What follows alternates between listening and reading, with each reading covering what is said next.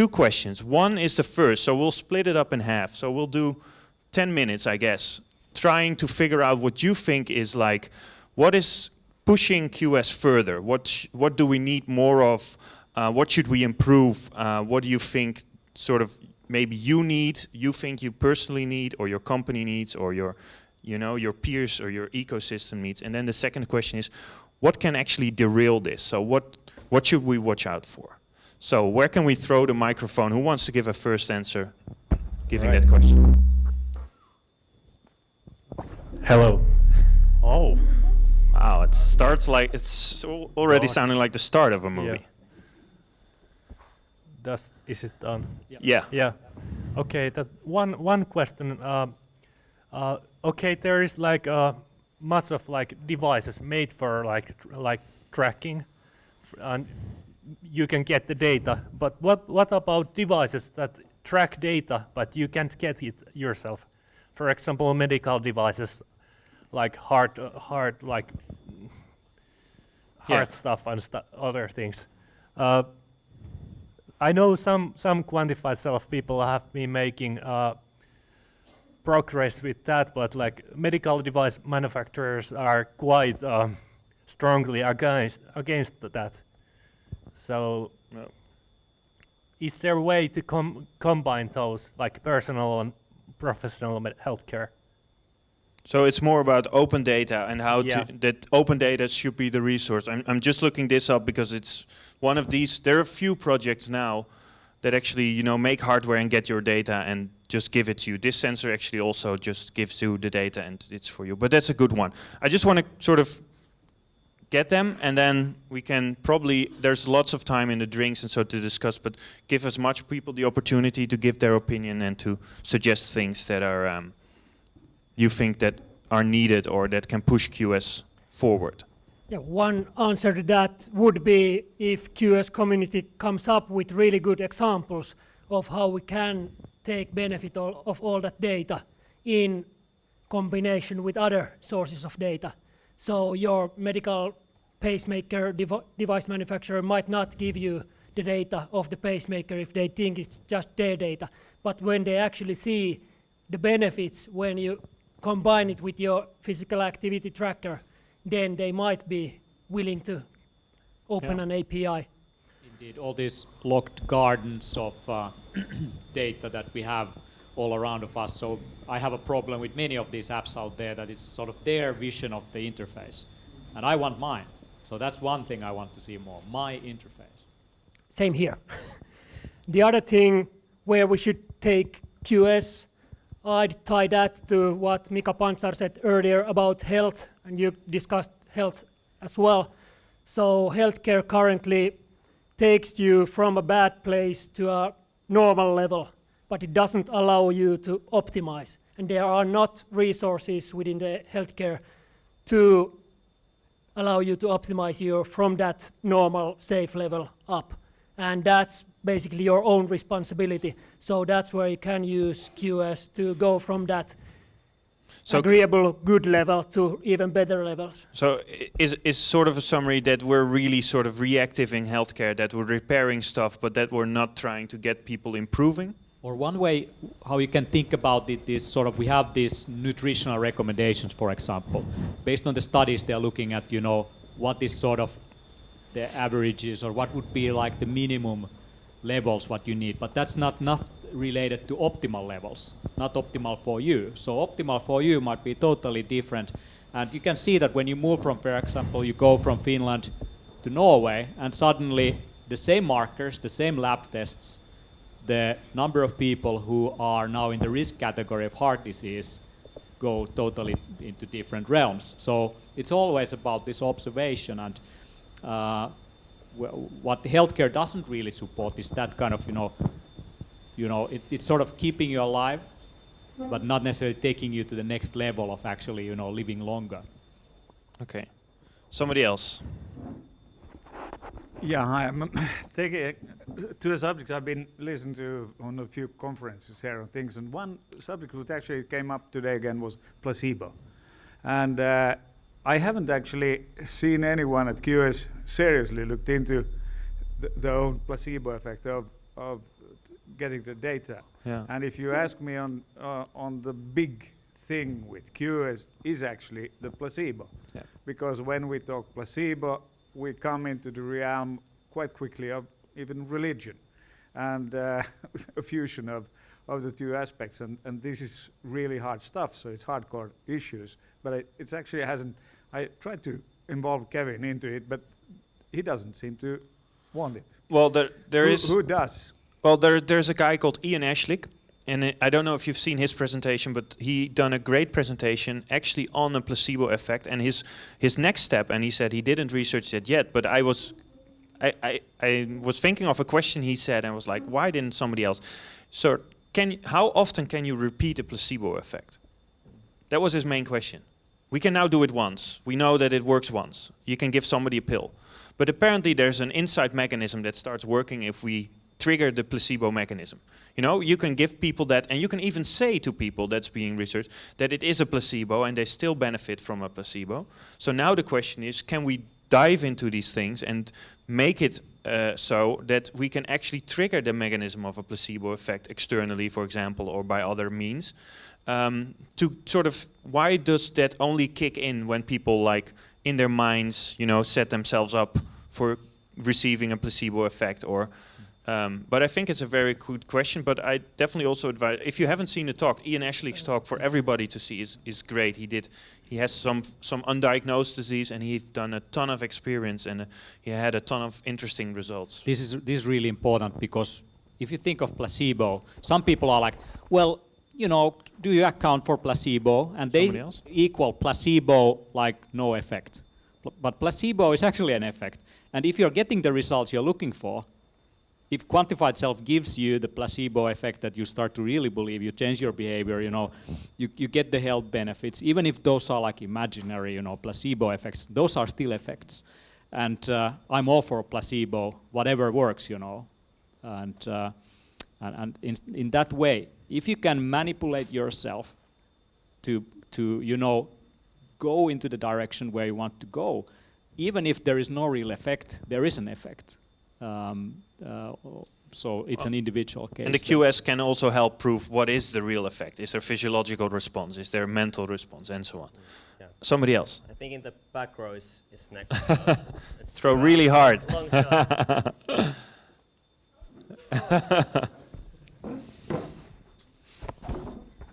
Okay, thank you.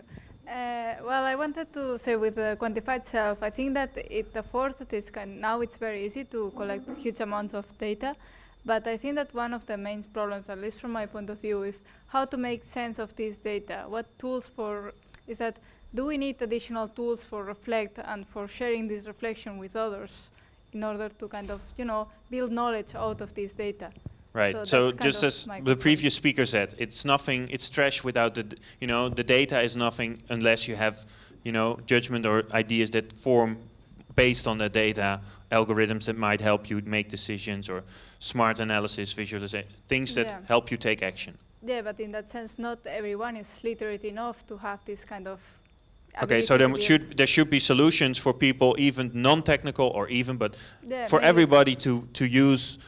Even if you have no skills in that particular domain. Yeah, some scaffolding we could say. Okay, great. Mm-hmm. Somebody else who wants to suggest something.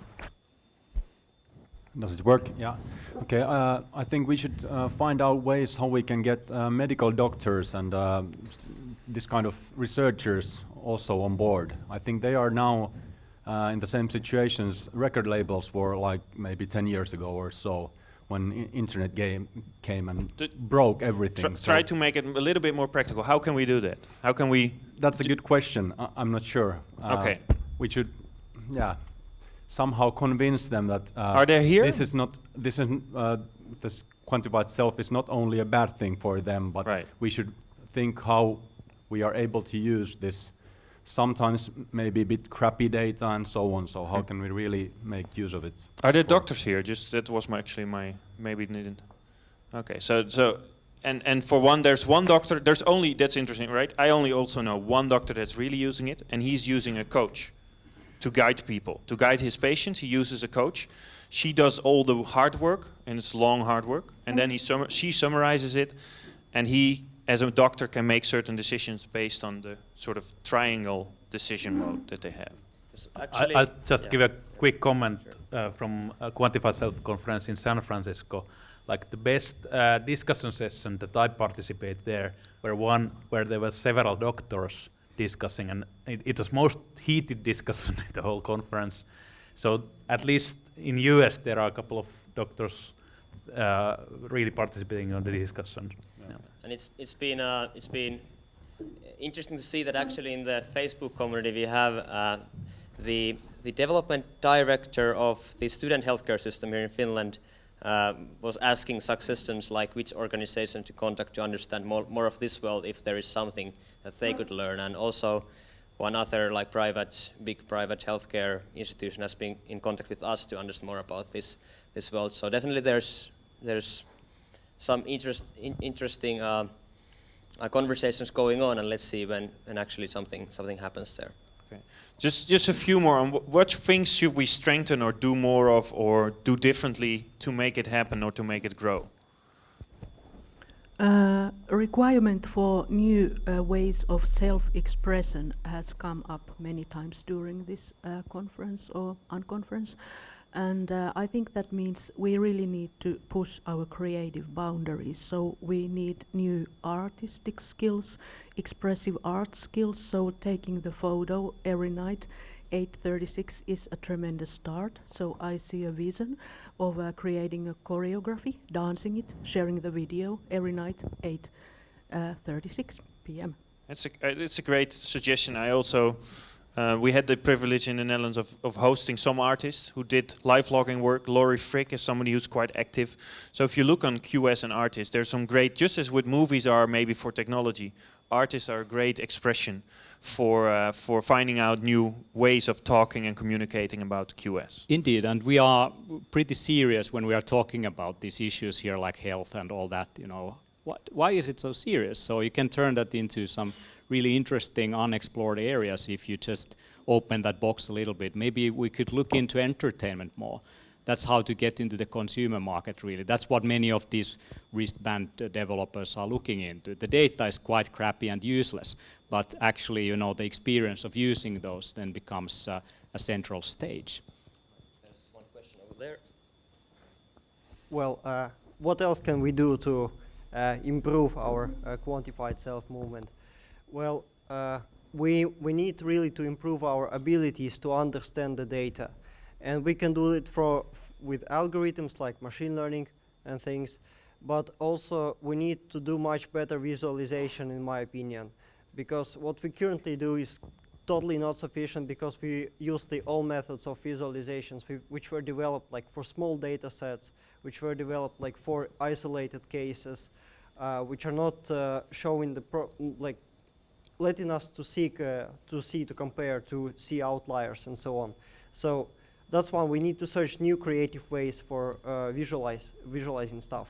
And next thing that I wanted to point out is opening the data, which now starts to happen. For example, in Stockholm, healthcare organizations, they unite in like Stockholm Health 2.0 or so, how they call it.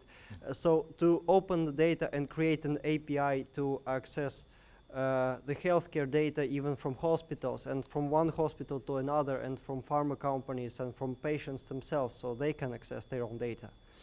There is the grandmaster of information visualization is Edward Tufte, and what he says is that we should be looking into communicating as much as we can with the least amount of ink.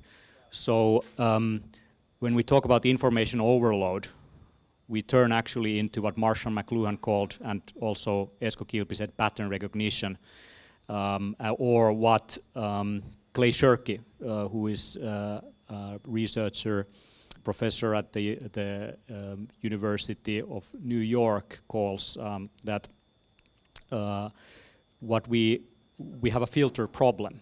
So information overload is not a threat, it's not a problem, we have a filter problem. So how do you gather that information in such a form that it makes sense again? So that's one way to cope with, and these devices are definitely the sensors that we use are going to generate more information than the whole human race has recorded in any kind of form in the whole history. In the next, let's say, let me give you a number, 5 years from here. But I mean, we've heard some practical things we should solve, but where do we end? Where are we in 10 years? What can we do? Just some ideas, some things that you think in 10 years we can do with this technology.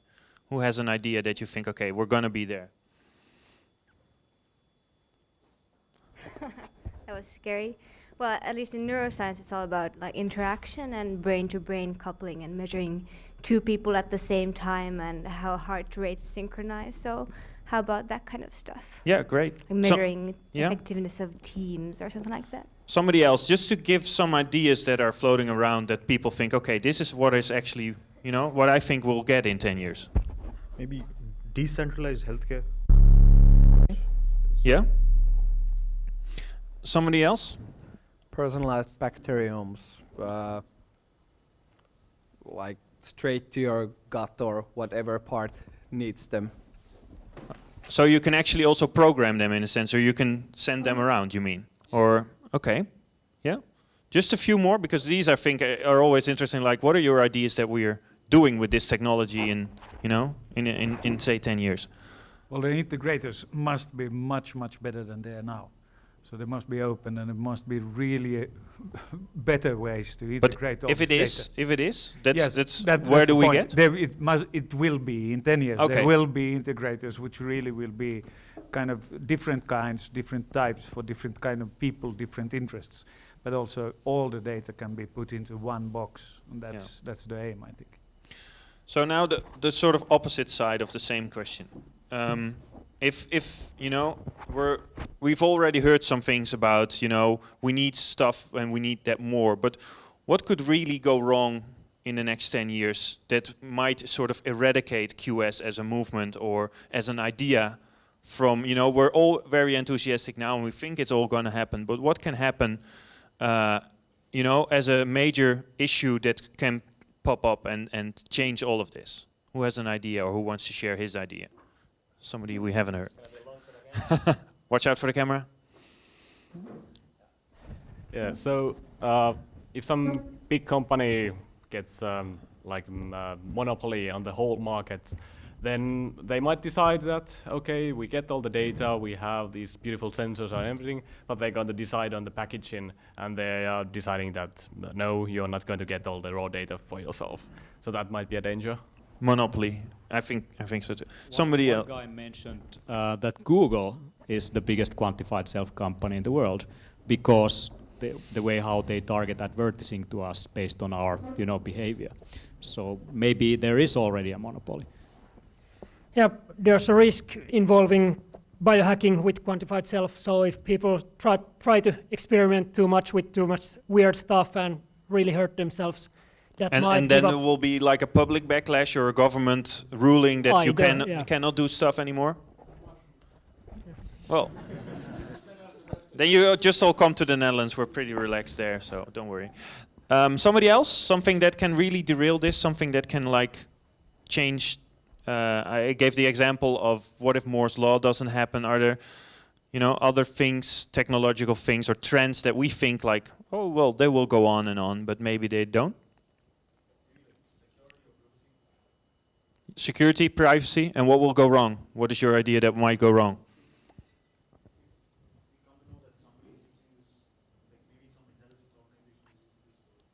Yeah, so people will not be as open, they will start sharing less and less and less instead of more and more and more, what we now think.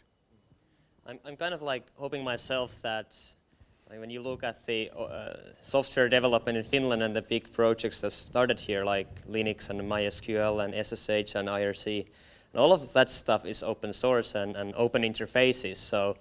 So at least that's our message to the startups that are currently developing the new system, that they make all the APIs and make it open and make it accessible. Yeah. Question there. And there's also the risk that this will become everyday life and fade in the background, out of focus. So everybody does it and doesn't pay any attention. Mark Weiser, the chief scientist of Xerox, where they they thought about, for example, these kind of things that we now see today as what is it called? Joka paikan tietotekniikka in English. Ubiquitous computing. He said that the most powerful technologies are those that disappear. They weave themselves into the everyday fabric so that they become indistinguishable of it. So every room has a pen. We don't think of it as technology. So what happens when all these trackers are everywhere and you are born with a chip? You are a cyborg with whatever glass encapsulated microchip or something. Just like a vaccine, you get this thing when you are born, and no one no more thinks about those things as weird or new. Okay.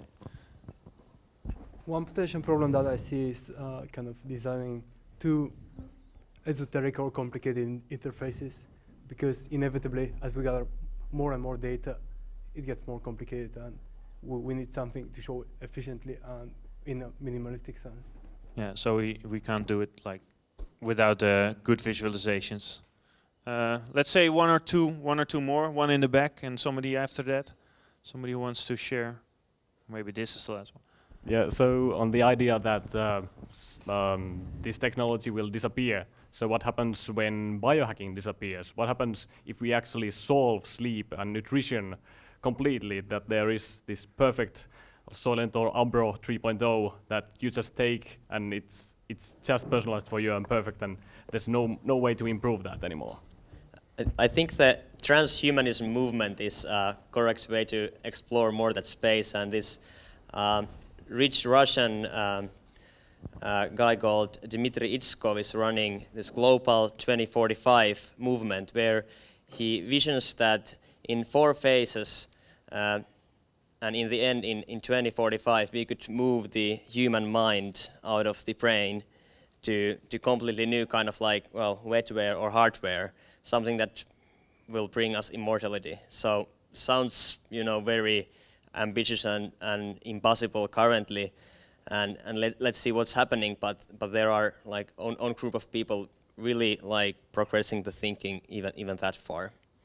So then, kind of like our current body would be obsolete. We would have something else. Yeah. So it's a good question to keep thinking about. Is the goal that we're working towards, is it that, or are we trying to solve more of the things that we have little of? For example, now that QS actually is helping us be more, intuitive or be better humans or understand each other better. So I think it's a great note to also close upon. I just give the word to Timo. I'm not sure if you want to also get the mic so you can close. Keep on talking. I just keep on. So actually this, I think for me, as where QS is going in the next 10 years, and what it is most important of is, one, to make a distinction between whether we're talking about the movement or the I always say the lowercase one, where it's all about companies that tag everything they do quantified self. I think it's actually very useful, and it's very unique. I also think that there is this community talking about the technology, very knowledgeable, very sort of looking into the future before it's already happening. I can't really remember any type of technology that came into existence in a similar way, and I'm looking to the gentleman in the front about maybe that's being done before, maybe I just don't know about it, but I also think that there's a great new way of looking and developing technologies as we do here, together, looking at what can, fail this and how can we prevent that from happening and so on. So I think in that sense, I hope for the next 10 years of QS that especially the movement and the conscious talk, discussion, going back and forth sometimes, and then only acting or thinking very well about what we do will be the core of what we'll be doing in the next 10 years together with some great technology and ideas. What a fascinating day, wasn't it? Thank you so much, Maarten, for coming over from the Netherlands to have this conversation with this audience. What this conversation actually brought to my mind are the Tetrad questions by Marshall McLuhan, who was a media theorist in the 60s, and he was observing at how technology changes us. He came up with concepts like technology as extension of man, which is sort of like thinking of technology as sort of different ways of augmenting yourself from your mind to your bodily functions and so on. But when he was looking at different mediums, different media that we use, and now Quantified Self is in a way a medium, a media through which we express ourselves and try to gain self-understanding and so on. The questions that he gave out, that every new media that comes along we have to ask for. So what does the medium enhance? So what does it, what does it take that in the old world that it sort of puts into higher fidelity, increases the importance of certain things or makes them more efficient or better and so on. The second question is, what does the medium make obsolete? So what kind of practices? What should we unlearn? What things should that we now take for granted, which are sort of rituals? What are those things that we should sort of say, this is no longer the way how we do things, and these are disruptive things.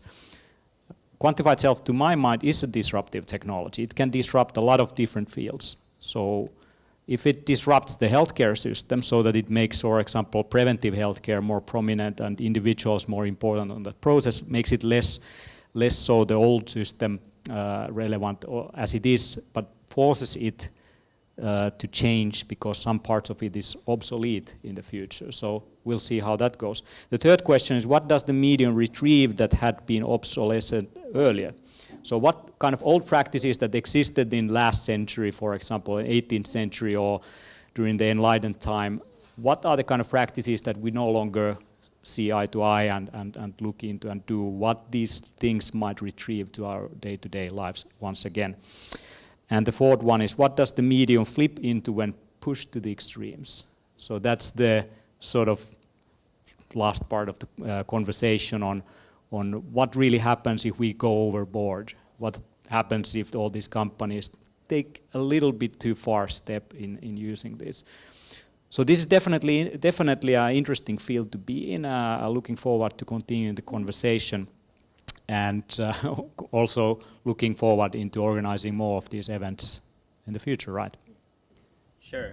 Thanks on my behalf as well for Maarten coming from Netherlands and sharing the inspiring talk and the new technologies we saw here, and also for Esko Kilpi and Mika Pantsar and all the other speakers. And the audience. And especially you guys, you are the self-trackers, you are the biohackers of the future, you're creating it. So in the future, we're gonna do more events. The next event is gonna be smaller one where you can share your experiences, 10, 15-minute presentations, and show what you learned about them. We already had one of these kind of smaller meetups, and it was very nice to hear the voices of people sharing different part of the data and learnings. And that's probably going to happen in February next year. All right, so like in China, you should probably clap hands for yourself. So thank you very much. Thank you very much.